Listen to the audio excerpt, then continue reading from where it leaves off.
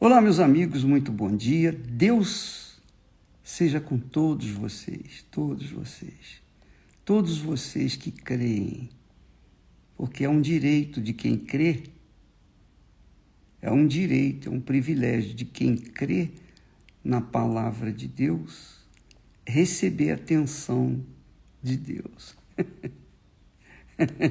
Só crendo. A pessoa manifestou, esboçou uma fé, ainda que simples, pequenina, mesmo aparentemente insignificante. Mas essa fé, por menor que seja, é um sinal divino dentro de cada um dos que creem.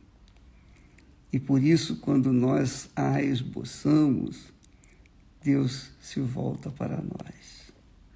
E a fé, quando a gente trata de fé, a gente fala de justiça, a gente fala do que é certo. Aliás, a palavra de Deus ensina do que é certo, do que é justo, do que é correto, do que é íntegro, do que é verdadeiro, do que é puro. Tudo isso esboça uma fé.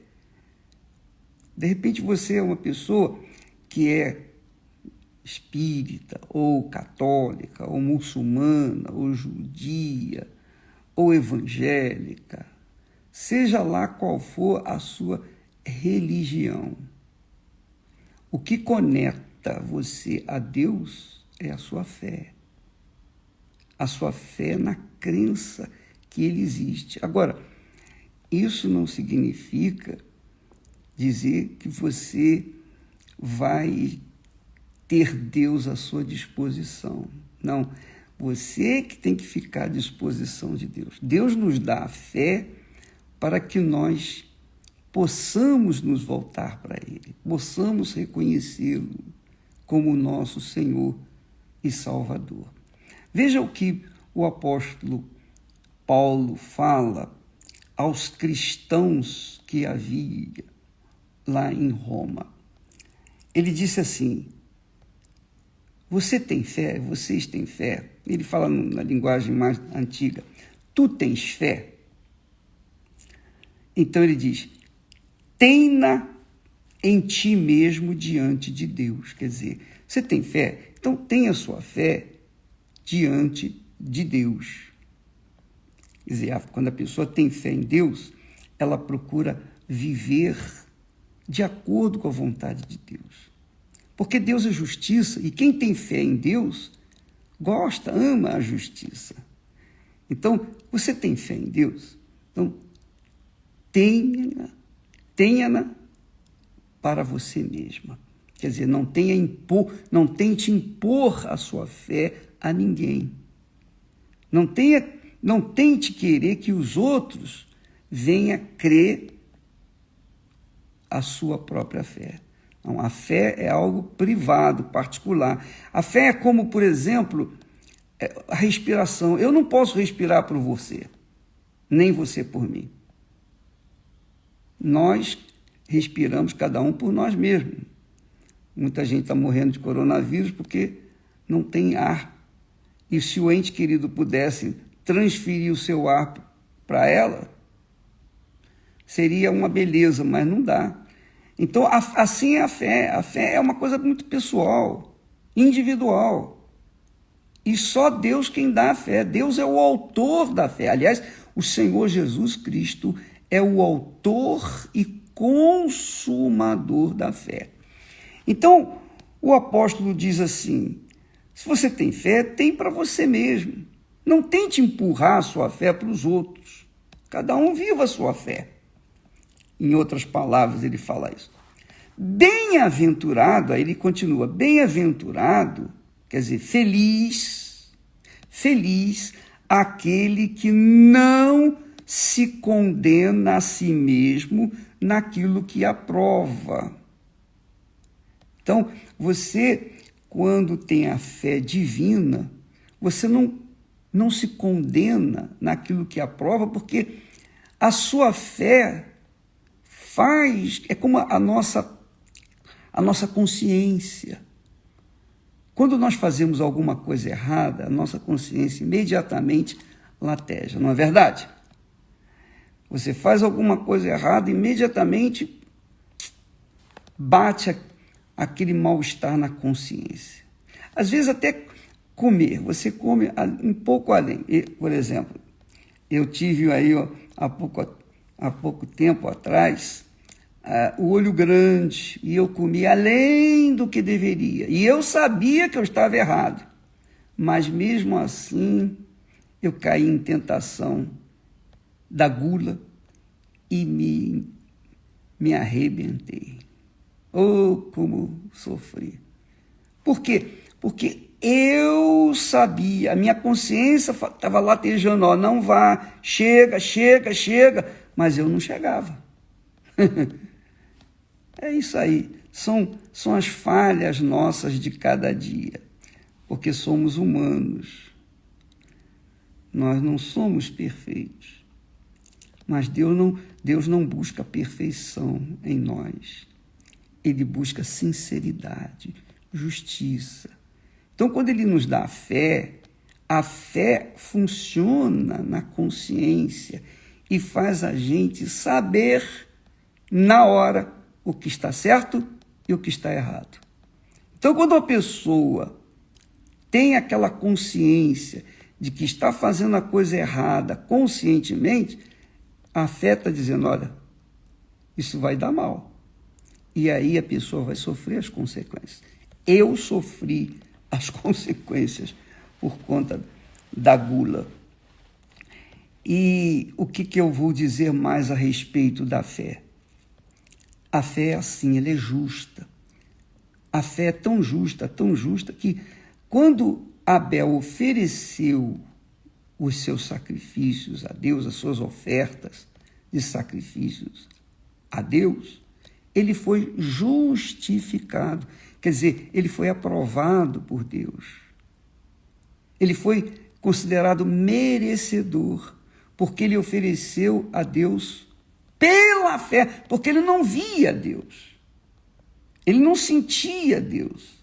Ele não tocava em Deus.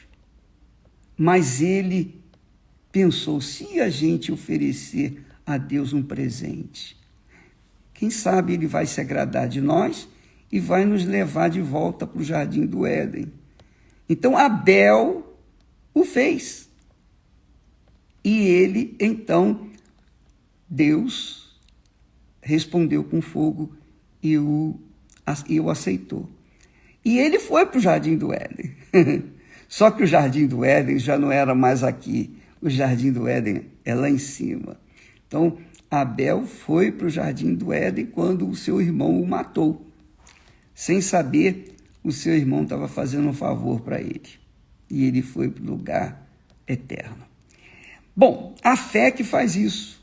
Essa é uma questão de fé. Fé pessoal, intransferível. É uma coisa que vem de Deus para nós. É da justiça de Deus para a justiça nossa, para a nossa consciência. Então, Paulo fala, bem-aventurado aquele que não se condena naquilo que aprova. Não se condena a si mesmo naquilo que aprova. Está vendo como é que a fé funciona? Mas, aí vem ele conclui, mas aquele que tem dúvidas, aí é que está o diabo, aí é que entra o inferno, aí é que entra o mal.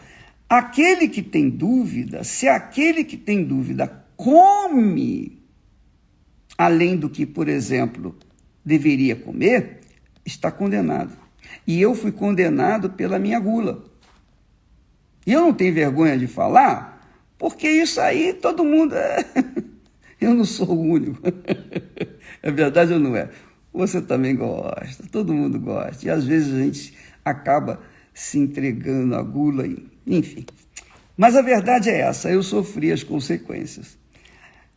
Mas aquele que tem dúvidas, se come, está condenado. Paulo está falando aqui do que deve se comer e o que não deve se comer. Porque não come por fé. Então, vou ler novamente o texto. Mas aquele que tem dúvidas, se come, está condenado, porque não come por fé. Quer dizer, até para comer a gente tem que ter fé. Quer dizer, fé não tem nada a ver com religião. Fé tem a ver com a sua consciência de justiça. Comer o que é certo, comer o que é justo, comer a quantidade justa para o seu corpo.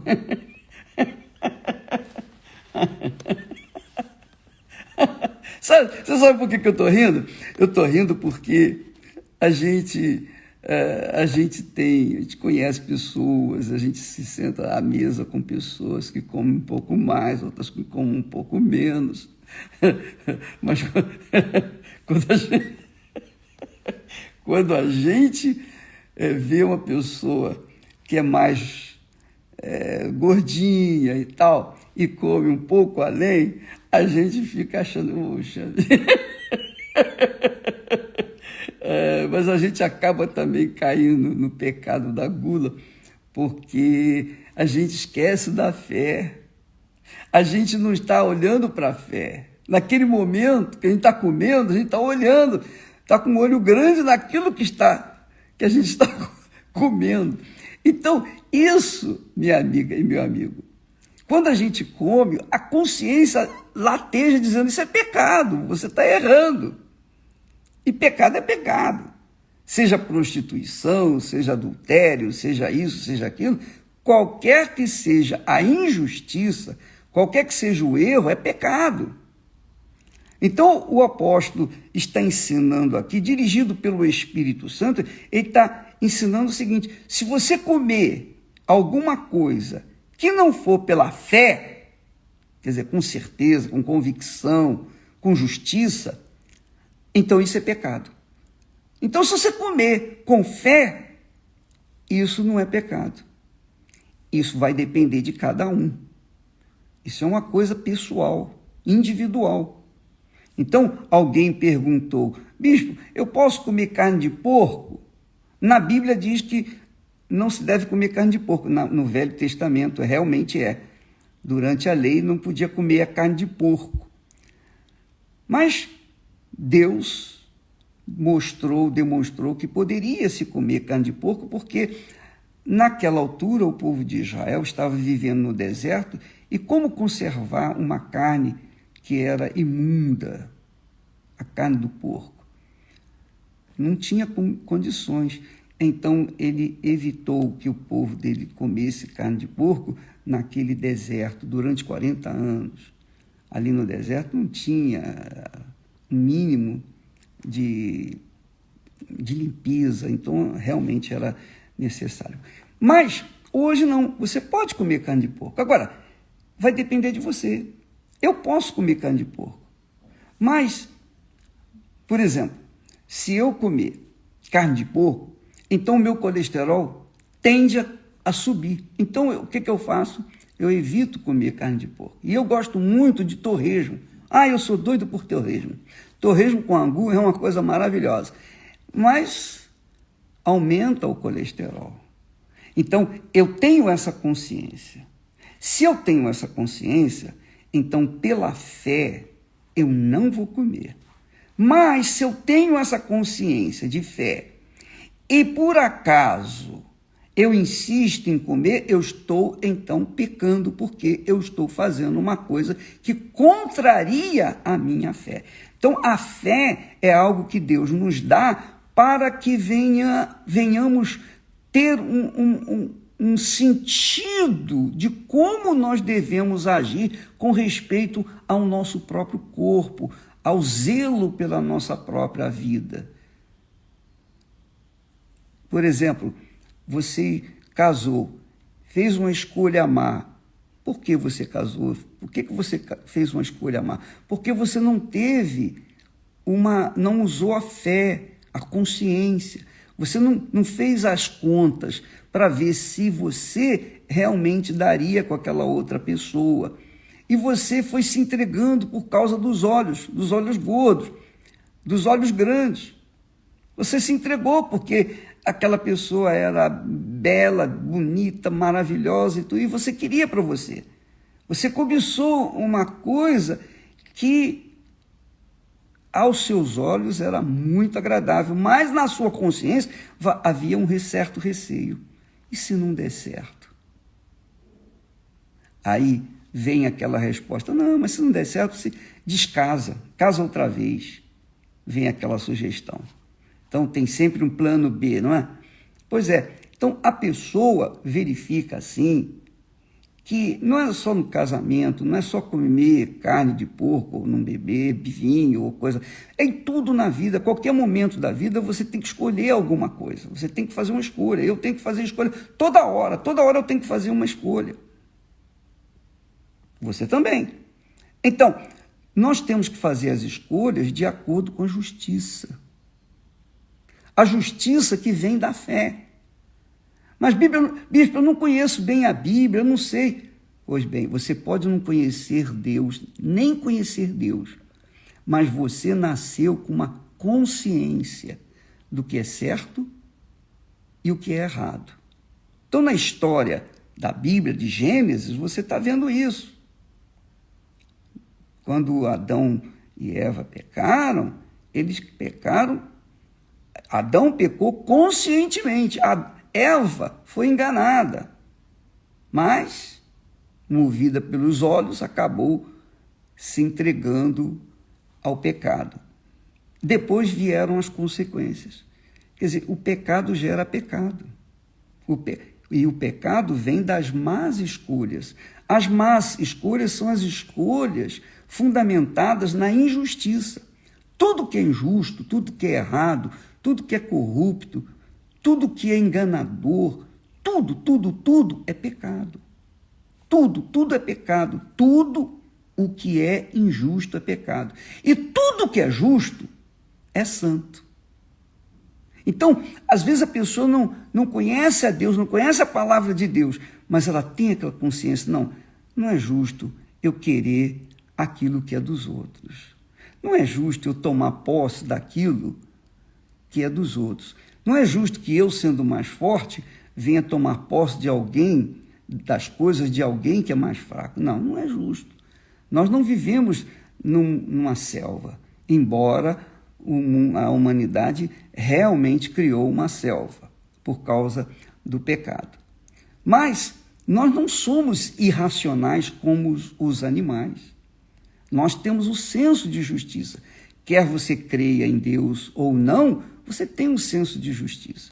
Quer você seja católica, espírita, evangélica, macumbeiro, seja o que você for, você tem um senso de justiça. Se você é prostituta, você é homossexual, se você é lésbica, se você é bom, se você é mau, se você é branco, se você é negro, seja lá o que você for, você tem o senso de justiça. Todos têm o senso de justiça. Até no crime existe o senso de justiça.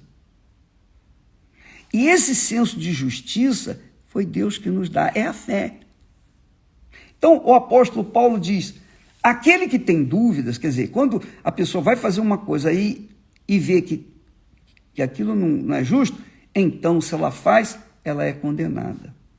Porque não faz pela fé, faz pela gula, faz pela ambição, faz pela cobiça, etc, etc.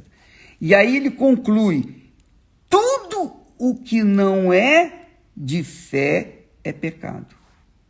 Quer dizer, é pela fé que nós alcançamos a graça de Deus. É pela fé que nós alcançamos a misericórdia de Deus. É pela fé que nós alcançamos a justiça de Deus. Você viu que Abel foi justificado, aceito diante de Deus, porque manifestou a sua fé através da sua oferta perfeita.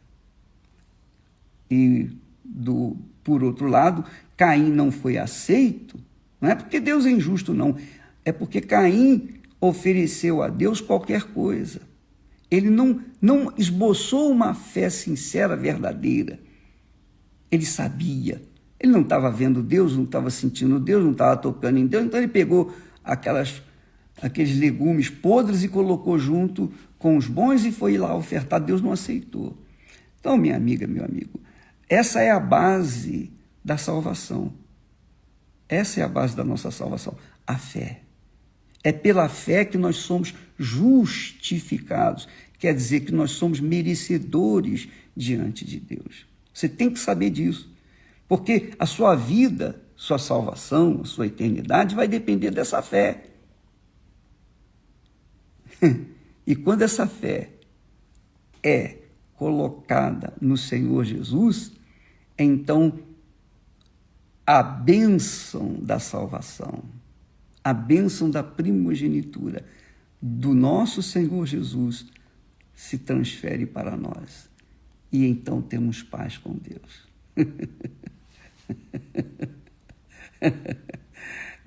Minha amiga, meu amigo, você sabe por que eu rio? Porque quando a gente fala essas coisas, vem uma paz gloriosa dentro da gente. E quando a gente está em paz, a gente fica alegre, a gente fica feliz, a gente fica radiante, fica em gozo. Pois bem, e é isso que nós queremos para você. Você que tem visto aí ontem, naquela cena de Adão se convertendo, né, se voltando para Deus, aquilo ali foi muito forte, não é? Acho que todo mundo chorou. Acho que quem tem alma chorou. Só que não tem alma. É verdade isso. Todos nós choramos. Todos nós. É impossível não chorar. Só se a pessoa não tem sentimento. Mas aquilo ali foi muito forte. Foi muito forte. Então, a gente vê a grandeza de Deus, da misericórdia de Deus. Deus está sempre pronto para ouvir aquele que o invoca na sinceridade. É por isso que Deus fala lá, Jesus fala lá para a igreja, que nós falamos ontem, né? A igreja de Laodiceia, capítulo 3, e lá em versículo, deixa eu ver aqui, ele diz assim, capítulo 3, versículo 19 de Apocalipse. Ele diz assim: eu repreendo e castigo a todos quantos amo. Sê, pois, zeloso, sê, pois, zelosa, e arrepende-te. Então, quando uma pessoa como, por exemplo, Adão, que reconheceu o seu pecado. Antes ele vinha acusando Eva, mas primeiro ele falou: Eva, me perdoe, eu que errei, eu era o responsável. E depois ele falou com Deus: meu Deus. E Deus é tão glorioso, tão magnífico, que ele perdoou. Mas não o livrou das consequências. Ele perdoou, Deus perdoou. E hoje você vai ver as consequências do pecado de Adão e Eva. Embora eles tenham sido perdoados, mas eles tinham semeado o mal, tinham semeado o pecado, tinham semeado a corrupção, e aí tiveram que colher as consequências. E é isso que acontece. Deus perdoa você. Se você se voltar para Ele com sinceridade, tal e qual Adão fez ontem, então você vai ser perdoado. Agora, não pense que por causa disso você vai voltar para o jardim hoje, aqui e agora. Nada. O jardim é só depois que você passar para a eternidade. Vai ter que passar pela morte, se Jesus não vier antes e arrebatar você, como vai fazer conosco, tá bom? Deus abençoe a todos, tenham um excelente dia e vamos nos encontrar logo mais no 4º capítulo de Gênesis. Nós vamos nos encontrar porque enquanto você estiver assistindo, eu também vou estar assistindo. E juntos nós vamos estar no mesmo espírito, No mesmo Espírito. Você não vai me ver lá e nem eu vou ver você aqui.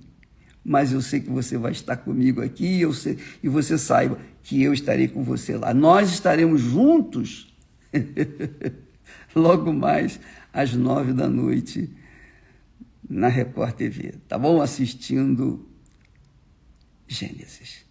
Deus abençoe a todos em nome do Senhor Jesus. Amém.